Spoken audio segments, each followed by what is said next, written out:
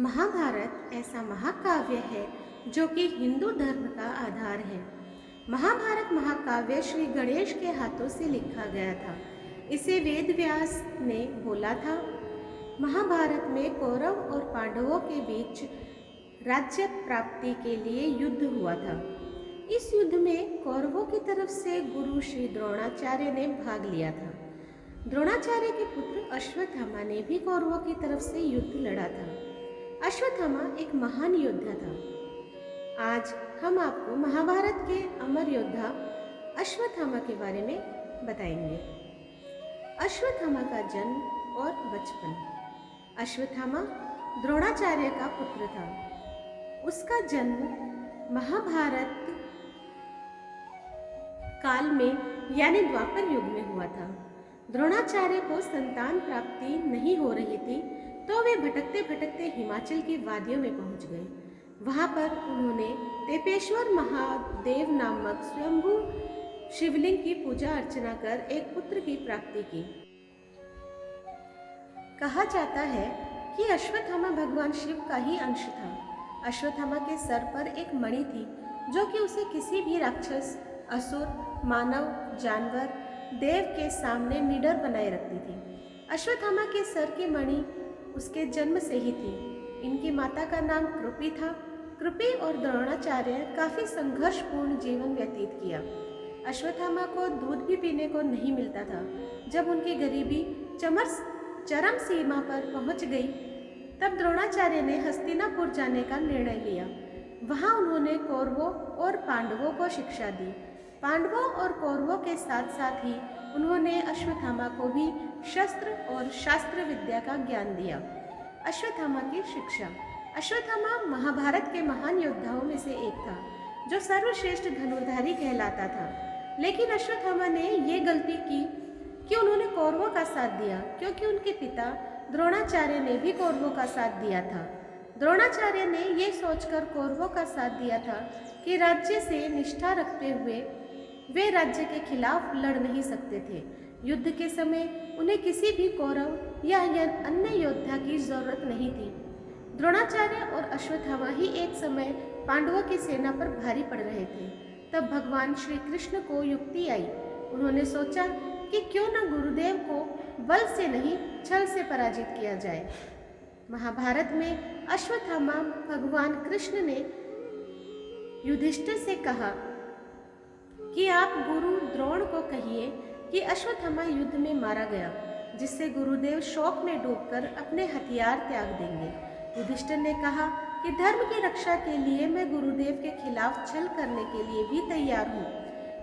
कृष्ण भीम एक हाथी की ओर इशारा करते हुए कहा कि उस हाथी का नाम तो बताइए। मझले भैया भीम कृष्ण जी की युक्ति समझ गए और उस हाथी को मार कर गुरु द्रोण के सामने चले गए और कहने लगे कि गुरुवर, मैंने अश्वत्थामा को मार डाला। पर द्रोणाचार्य को भरोसा नहीं हुआ। उन्होंने अपने सारथी को कहा कि रथ को युधिष्ठिर की तरफ ले चलो। युधिष्ठिर के रथ के सामने पहुंचते ही उन्होंने युधिष्ठिर से कहा कि क्या ये सत्य है कि अश्वत्थामा की मृत्यु हो चुकी है। तब युधिष्ठिर ने कहा कि हाँ, अश्वत्थामा मारा गया, परंतु हाथी। लेकिन जिस वक्त युधिष्ठिर ने कहा परंतु हाथी, उस समय कृष्ण ने शंखनाद कर दिया था, जिससे गुरु द्रोण को लगा कि अश्वत्थामा उनका पुत्र मारा गया है।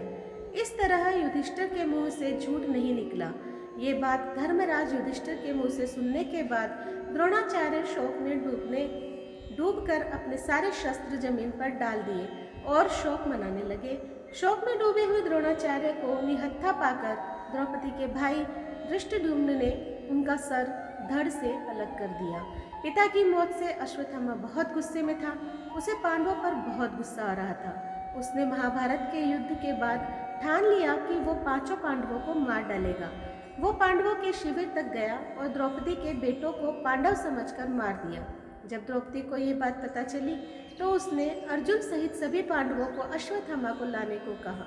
अर्जुन ने कसम खाई थी कि वो अश्वत्थामा को द्रौपदी के सामने ले जाकर उसे दंड देगा।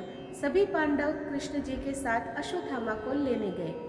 वहां पर अश्वत्थामा एक छोटा सा युद्ध हुआ जिसमें अश्वत्थामा ने सभी पांडवों को मारने के लिए ब्रह्मास्त्र का प्रयोग किया। उसी समय अर्जुन ने भी ब्रह्मास्त्र चला दिया।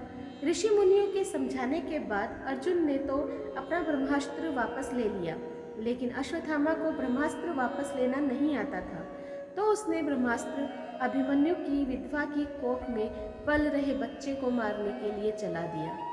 उससे उसकी जान चली गई। इसके बाद भगवान कृष्ण ने उसे श्राप दिया कि वो 6000 सालों तक बेसहारा बनकर घूमेगा, उसे कोई भोजन नहीं देगा और उसके सर पे से वो मणि भी ले ली।